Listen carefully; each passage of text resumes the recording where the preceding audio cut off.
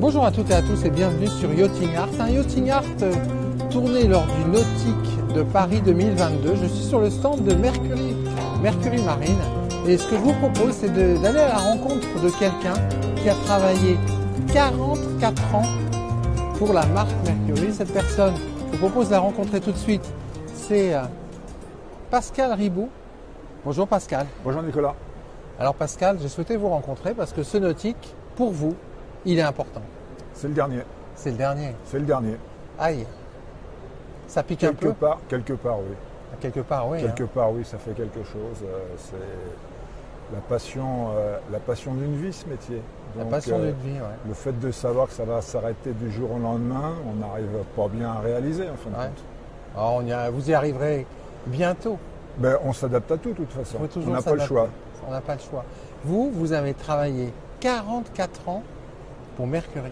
Oui. Incroyable. Vous savez ce qu'on va faire? On va s'asseoir. On va essayer de récupérer 2 sièges pour s'asseoir confortablement. Et vous allez nous raconter cette épopée, en fait. Parce que 44 ans pour une marque, c'est 44 ans en nautisme. 44 ans dans le nautisme, oui. Mais il y a 44 ans, le nautisme, ce n'était pas du tout ce que l'on connaît aujourd'hui et ce que l'on vit aujourd'hui. Le nautisme reste aujourd'hui un métier artisanal, mais c'est un métier qui s'est terriblement industrialisé, que ce soit au niveau des moteurs ou de la fabrication des bateaux. Ouais. Par contre, c'est vrai que il y a plus de 40 ans en arrière, on était en quelque sorte, c'était des pionniers, c'était les balbutiements du métier, avec des moteurs, quelle que soit la marque, qui étaient des moteurs problématiques, qui étaient difficiles à réparer, qui n'étaient pas toujours très très fiables. C'était pas le V12 qui est juste derrière nous. C'est pas le V12, et puis c'était pas, je dirais, la grosse évolution dans le nautisme, c'était l'arrivée de ce que je peux dire monsieur électronique en quelque sorte. Ouais, ça a tout changé ça. Hein. Ça a révolutionné le métier, comme ça a révolutionné l'automobile en son temps. Alors vous Pascal, vous avez toujours eu une passion, c'est la mécanique. Depuis tout petit. Mais vous avez une super frustration à un moment donné, c'est une rencontre avec un professeur qui n'avait pas cette vision pour vous. Comme beaucoup de jeunes, je n'étais pas un cadre à l'école. Et au moment d'arriver en seconde, il a fallu faire un choix, c'est-à-dire qu'on m'a orienté donc, vers une orientation professionnelle. Et j'ai voulu m'orienter, étant passionné de mécanique, faire un CAP de mécanique automobile. Ouais. Et j'ai été orienté pas comme je l'aurais souhaité, à savoir que je me suis retrouvé donc, en formation de tourneur, fraiseur, ajusteur. Tourneur, fraiseur, ajusteur, alors que vous vouliez faire de la mécanique. Moi je voulais manger du moteur. Manger du moteur. Ouais, ça c'est une belle expression ça. Voilà. C'est peut-être indigeste parce que. Non oui, mais bon. Quand on aime, on avale tout. On avale tout. Oh là. Et alors comment vous passez de tourneur-fraiseur à mécanicien? Je dirais la passion a pris le dessus. Parce que vous n'avez pas fait d'études de mécanique. Non, absolument pas. Et pourtant, chez Mercury, vous avez fini comme responsable technique régional. Oui, mais c'est la passion qui fait avancer. Donc, au moment de mes études, j'ai passé un CAP de tourneur, un BEP de mécanicien monteur, mais c'était intéressant, ça me plaisait. On fabriquait des pièces, donc c'est quand même valorisant de fabriquer quelque chose avec ses doigts. Mais c'est pas ce que je voulais faire, donc parallèlement, j'ai acheté des bouquins. D'accord. Et j'ai appris la mécanique en lisant mes bouquins et en essayant de le mettre en application sur le terrain. Voilà, donc, justement, le premier moteur que vous avez démonté, c'était quoi comme moteur? C'était le moteur de ma mère qui avait une Fiat 850. Oh là. Et alors, il a redémarré après? Ouais. Ah bon, c'était plutôt bien. Pas du premier coup. Ouais. Parce que j'avais pas dans mes bouquins parfaitement saisi comment on calait un allumeur. Ah, toutes les finesses de la tête d'allumage. Il y a un principe, il y a une méthodologie que je n'avais pas bien assimilée. Ah, le réglage des cylindres en fonction des fils. Exactement. C'était pas le bon. C'est pas 1, 2, 3, 4. C'est ça. Non, mais bien, il y avait toute une procédure que j'avais pas bien comprise en quelque sorte. Et c'est vrai que le redémarrage a été un petit peu difficile, mais bon, avec de la persévérance, on arrive à tout. Et alors vos parents, ils étaient comment par rapport à ça? Qu'est-ce qu'ils étaient indulgents? Qu'est-ce qu'ils étaient indulgents. Ils étaient fiers quand même que vous fassiez par vous-même? Fiers, je ne sais pas. Sur l'instant, ils n'étaient pas fiers, ils étaient plutôt inquiets. Parce que ma mère a marché quelques semaines. Elle a marché quelques semaines. Elle n'avait plus de voiture. Ouais, mais bon. Ils étaient fiers à un moment donné quand même que leur fils prenne les choses en main. Je pense que quand la voiture a redémarré, parce qu'à un moment je crois qu'ils n'y croyaient plus eux-mêmes, et moi à titre personnel j'avais de gros doutes, je ne sais pas s'ils étaient fiers, mais ils ont été surtout soulagés. Soulagés, c'est ce qui va, c'est la bonne méthode en fait. Ah bah exactement, de toute façon. On crée un peu d'inquiétude et ensuite quand on apporte la solution, on est un sauveur.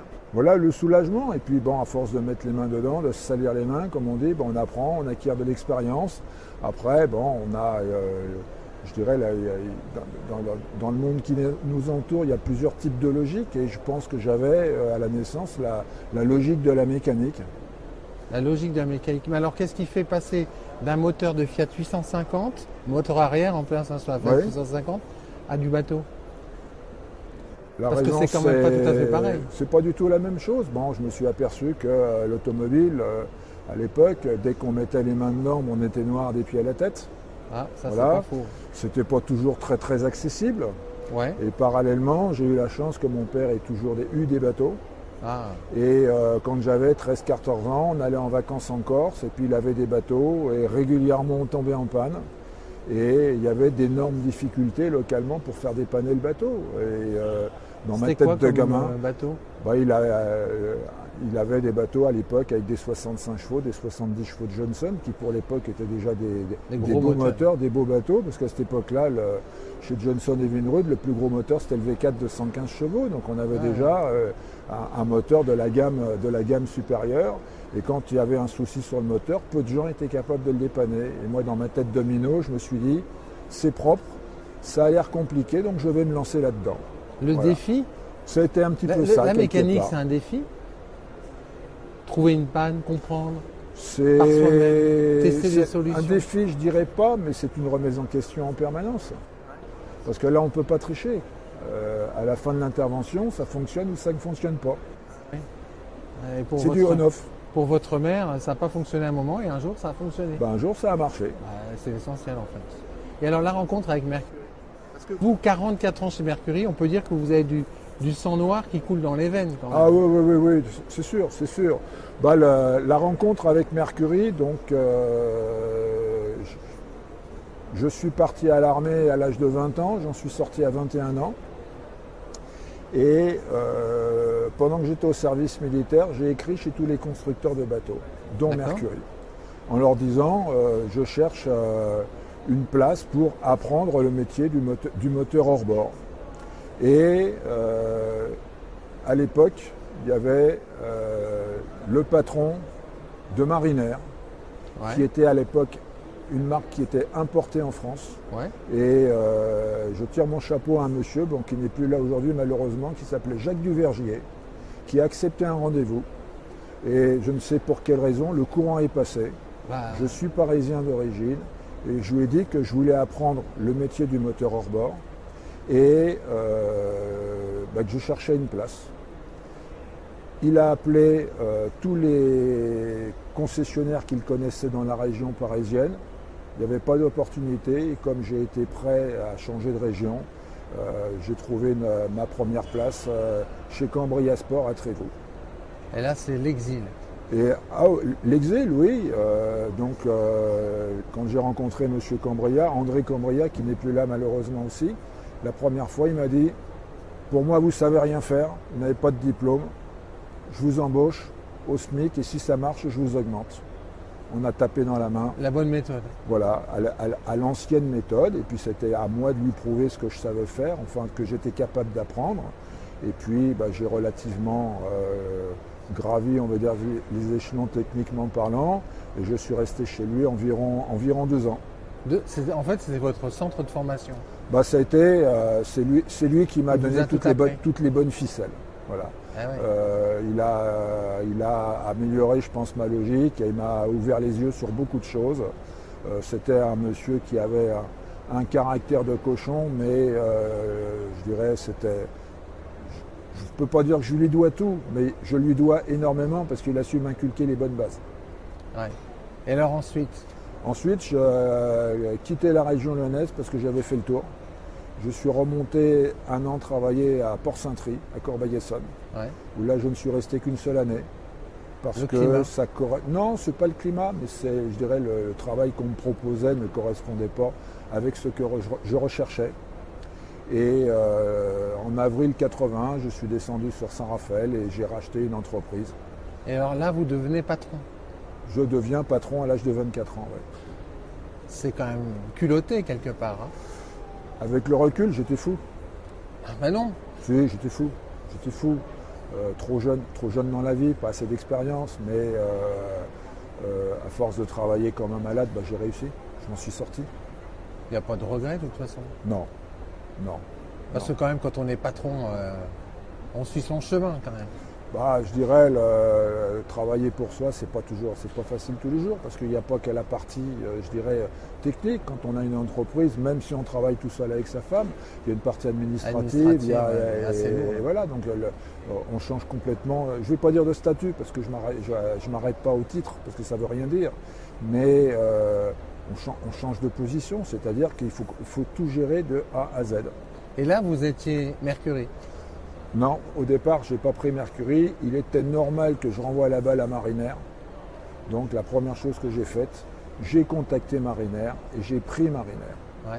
Alors ce qu'il faut savoir, c'est que mes deux patrons faisaient du Mariner. Et à l'époque, Mariner, c'était des moteurs Yamaha de 2 à 60 chevaux. D'accord. Et du Mercury de 115 et au-dessus. Ah, donc vous étiez déjà quelque part Enfin, Mercury. de 60 à au-dessus, pardon. Ouais.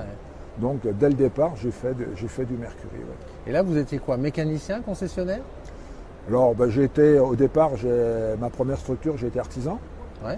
Donc après, oui, concessionnaire, agent, on peut aller le titre, comme je vous dis, les titres, ça ne veut rien dire, c'est le résultat qui compte. Et alors ensuite là... Petit à petit, ça se développe. donc le premier atelier faisait 160 mètres carrés avec le bureau. Après, j'ai loué un autre local qui faisait 600 mètres. Et puis en 89, j'ai eu l'opportunité d'acheter un terrain de 8000 mètres et j'ai construit un hangar de 1300 mètres. Ouais, là, c'est gros. On est passé à une autre dimension, oui, effectivement. Là, c'est la concession, là, le type de concession qu'on connaît aujourd'hui. Là, à ce moment-là, oui, puisqu'il y avait un magasin, il y avait un atelier de 300 mètres carrés, on avait une centaine de bateaux en gardiennage, donc c'était devenu, on n'était plus on n'était plus au niveau artisanal, c'était devenu une petite société. Ouais. Et alors, vous avez décidé à un moment donné d'intégrer Mercury. En 1900, si ma mémoire est bonne, donc j'étais Mariner. Ouais. Et en 1985, il y avait un chantier à Saint-Raphaël qui a fermé ses portes. Et donc la carte Mercury s'est libérée. Donc pendant 2 ans, me semble-t-il, j'étais et Mariner et Mercury. Et quand Mariner a été réintégré chez Mercury, la nouvelle équipe m'a demandé de choisir entre Mariner et Mercury. Et j'ai conservé la marque qui me semblait à l'époque plus représentative, à savoir Mercury. Mercury. Alors, ces années, entre votre démarrage, le tout début de votre arrivée dans le nautisme et le moment où vous avez votre grosse entreprise, là, oui.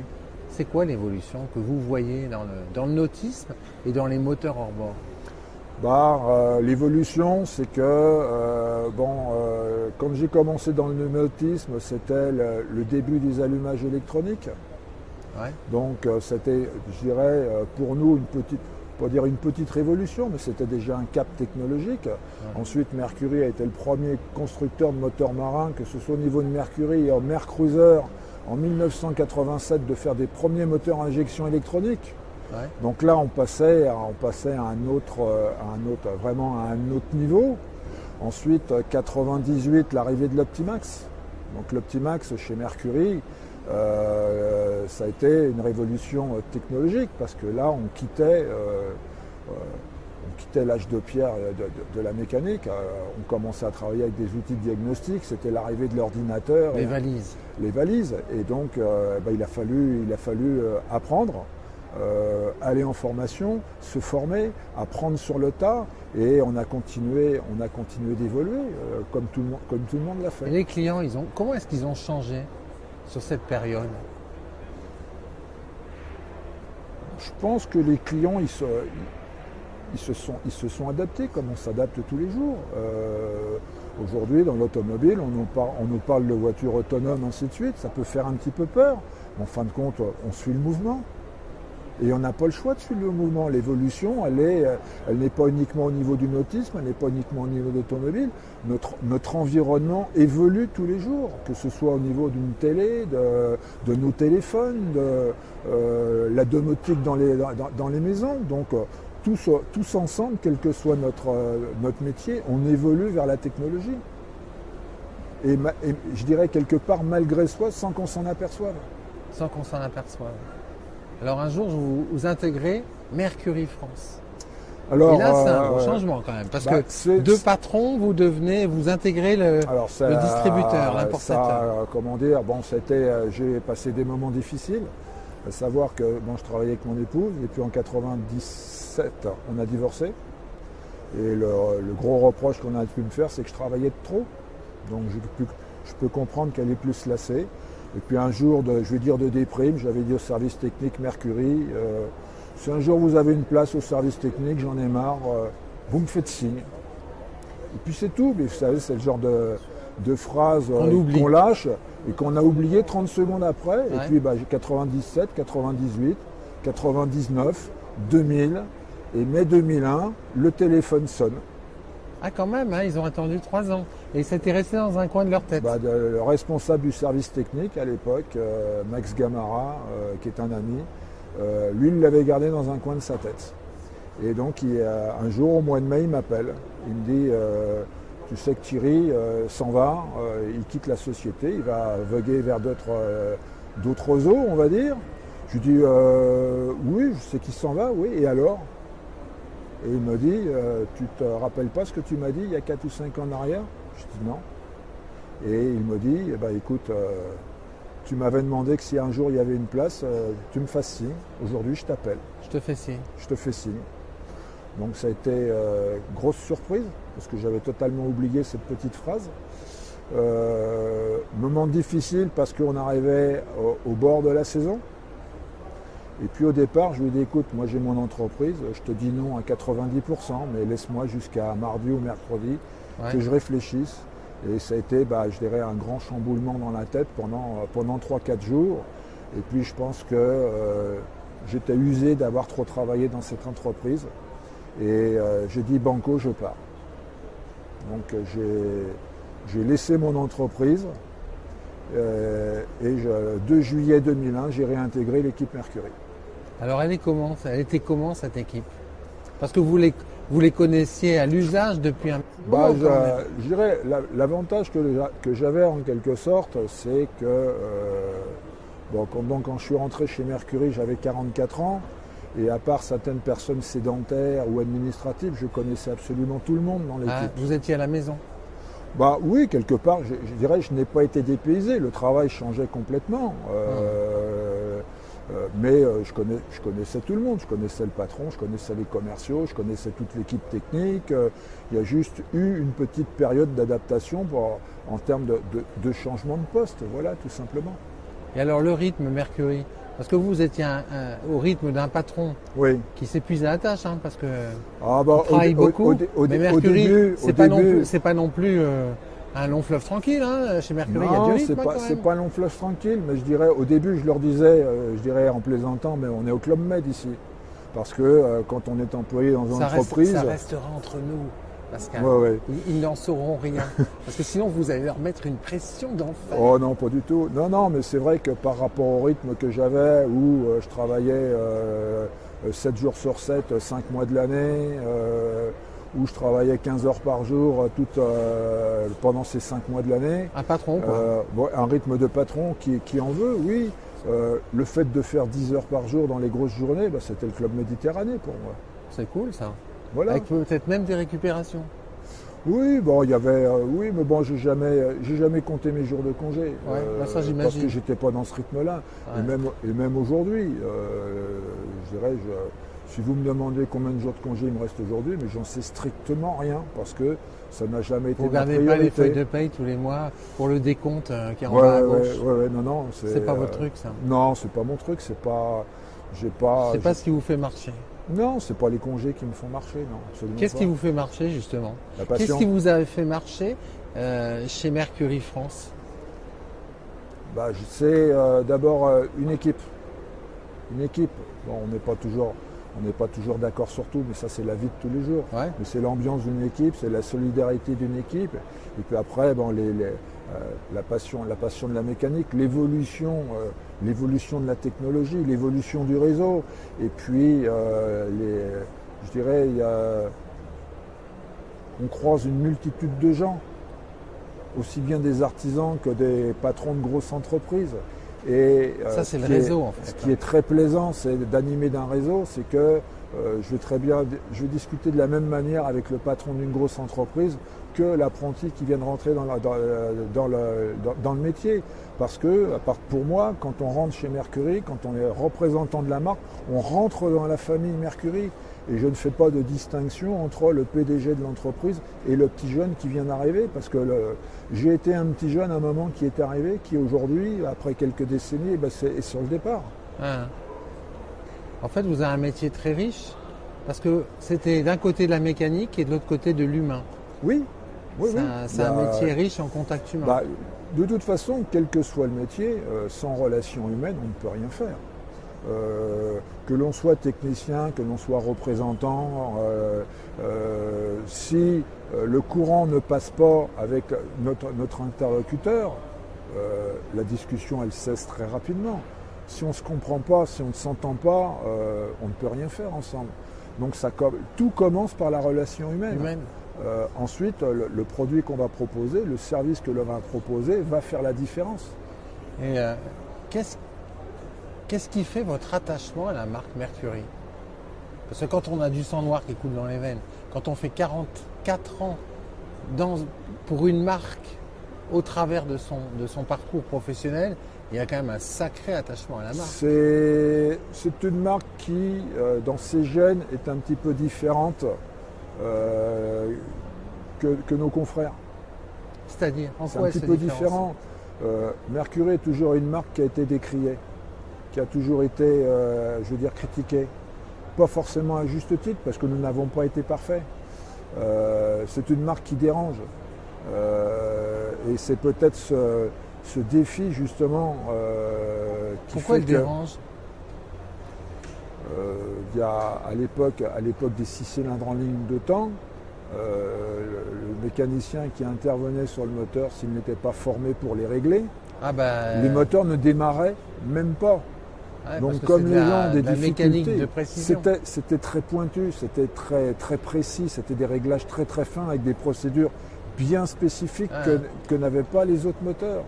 Donc les moteurs ne démarraient même pas, donc les gens disaient mais ça vaut rien parce que ça ne démarre pas. Non, c'est pas que les moteurs n'étaient pas bons, c'est que la personne ne savait pas les faire marcher. De régler, oui. Voilà, donc ça a été une marque qui a toujours été, qui a très longtemps... Dans la perfection mécanique. Oui, mais c'est une marque qui a été, à qui on a mis beaucoup de bâtons dans les roues, je pense.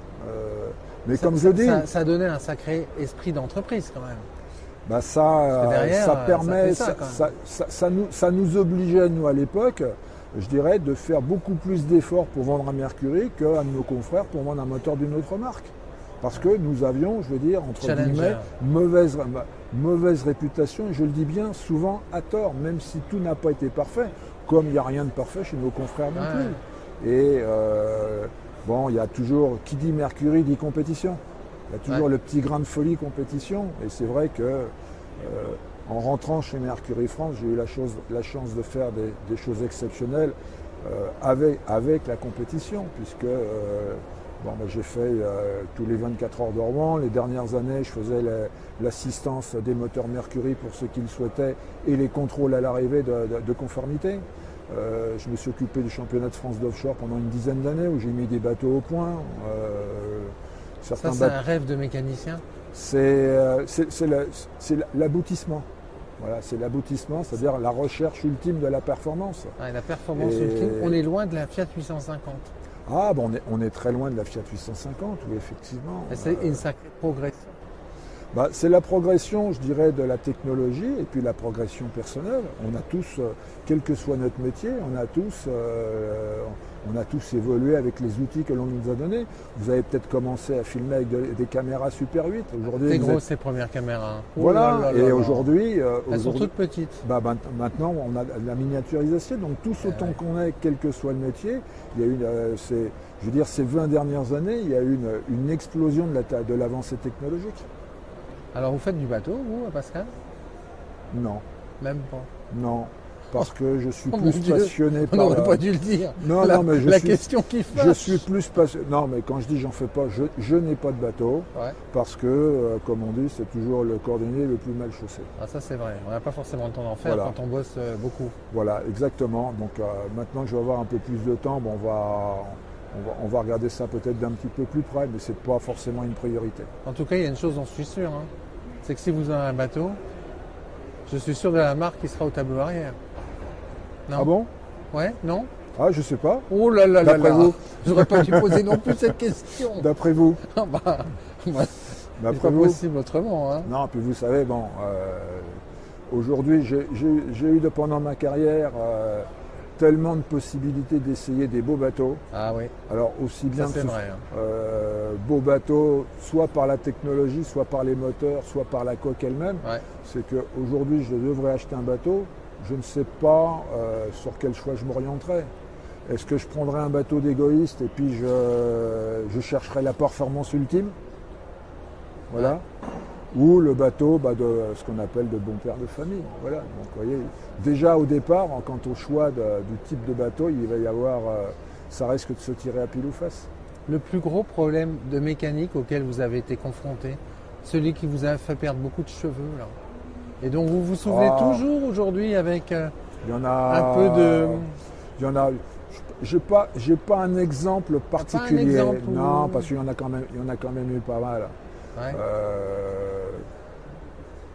Je veux dire, des fois j'ai trouvé des pannes sur des moteurs et aujourd'hui je me dis toujours, mais comment est-ce que j'ai pu être aussi fou pour aller penser à ça? Parce qu'en fait c'était en dehors de tous les cadres. Oui. De toutes les specs. Je vais vous donner un exemple qui peut paraître complètement idiot. Vous allumez la lumière chez vous, vous avez 6 ampoules qui doivent s'allumer. Il y en a une qui s'éteint, vous changez l'ampoule, ça ne fonctionne pas. Et pour faire marcher, il faut changer le fusible. C'est en dehors de toute logique. Ah oui, là c'est complexe ça. C'est en dehors de toute logique. Et vous avez été confronté à ça des fois? Ah oui, oui, j'ai eu quelques fois et c'est là où on se dit des fois, mais je dois avoir un grain quelque part pour aller chercher la petite bête à cet endroit-là et qui, heureusement, se trouvait là, quoi. Mais en fait, il faut être très large d'esprit quand on fait de la recherche de panne. Parce que si on reste trop enfermé dans ses certitudes, c'est pas forcément bien. On a toujours tendance à chercher trop compliqué. C'est ce que j'ai dit à tous les stagiaires, à tous les techniciens que j'ai pu former. Immédiatement, on a tendance à se rabattre sur ce que l'on maîtrise le moins, à savoir l'électronique. Ah bah oui, c'est facile. On sait, les ordinateurs, les logiciels de diagnostic nous donnent une multitude d'informations. Il y a toujours la zone d'ombre, la chose que l'on ne peut pas contrôler, que l'on ne maîtrise pas. Donc on a tendance à se cacher derrière ça.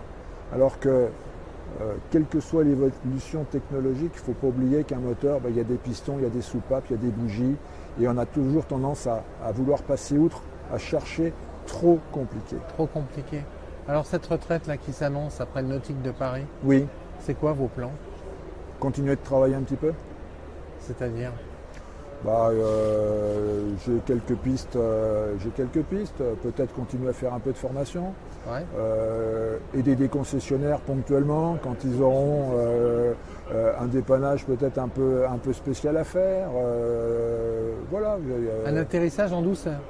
Oui, je peux. De toute façon, si vous voulez, la passion fait que je ne peux pas décrocher du jour au lendemain. C'est pas possible. Non. C'est ça la vraie question. Voilà. Non, comment on s'arrête? Ah je peux pas couper la lumière. Ah oui. Pas tout de suite. Après, faut être conscient. Aujourd'hui, on est, je veux dire, entre guillemets, performant. Pourquoi? Parce que on est dedans, on met les mains dedans, on est en activité, le cerveau est en éveil permanent.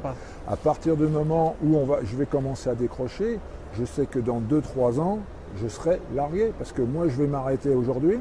Ouais, les autres, ils continuent de courir. Par contre, le train, lui, continue de se loigner. Il y a un moment, le train, on ne le rattrape plus. Mais à ce moment-là... vous vous reposerez peut-être? Je me reposerai, puis de moi-même, je vais dire, stop, c'est bon, je suis largué, j'arrête. C'est bien aussi. C'est bien aussi, mais il faut rester lucide. Il faut rester lucide. Ne surtout pas avoir la grosse tête. Parce qu'on a toujours plus fort que soi. C'est sur ces mots qu'on va conclure notre entretien. Merci beaucoup, Pascal. Merci, Nicolas.